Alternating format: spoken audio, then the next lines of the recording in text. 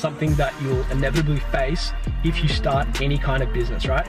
And that one thing is called problems. And I can guarantee you that if you started dropshipping or if you started e-com, you will have lots and lots of problems as you go on. And even when you get more advanced, the problems become much bigger, right? So in my view, like the two biggest things that will determine someone's success in business is one, persistency, but two is the way you respond to problems or challenges, right? So being successful in business, in my view, has nothing to do with like how smart you are or how much you know.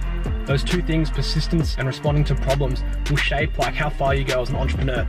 I think it's very difficult to start companies and quite painful. I mean, there's a friend of mine who's got a good phrase for doing a startup. It's like eating glass and staring into the abyss. If you're sort of wired to do it, then you should do it, but not otherwise. Let me put it this way, if you need inspiring words, don't do it. For anyone that is truly driven, this should only fuel you with more motivation. He knows that he just motivated the real entrepreneurs in the group to prove him wrong. But he also knows that he just did you a favor, because when you're gonna be struggling, when your startup is gonna be all over the place and everything's gonna feel hopeless, you're gonna remember, man, Elon warned me.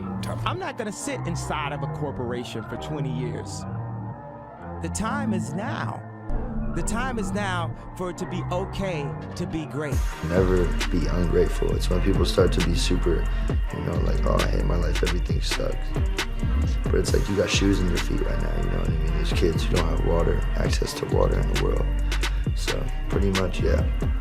There's people fighting to survive, so live on for them, you know what I mean? Live the life they wish they could live. Stay aware of the shit that's happening around you, and don't get brainwashed by fucking, society today, because that shit is very easy to happen. I'm gonna die one day, so it doesn't really matter, to be honest. What does? Everything, nothing matters.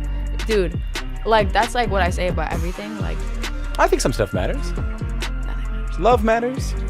It matters while you're there, but eventually you're dying, and then nothing matters, and whatever. Like. But meaning is what you create. We're not gonna get into a Nietzschean argument here, but all we can do is try to create the meaning that we have in front of us. No, you're right. Yeah. I just think something that makes me just, I don't know, makes me feel, I don't know if it makes me feel better or just like warmer or it just keeps me up is, which is a weird thing. I know what you mean. It is a comforting thought. The fact that I'm gonna die one day and that everyone around me is gonna die and no one will remember me after a certain point makes me feel so good. Like, cause I could do the best thing in the world and nobody would remember it ever, and I'll die and it won't matter, and everyone else around me will die and it won't matter. Or I could do the worst thing in the world and that won't matter because I'll die eventually. So you don't really have to worry that much.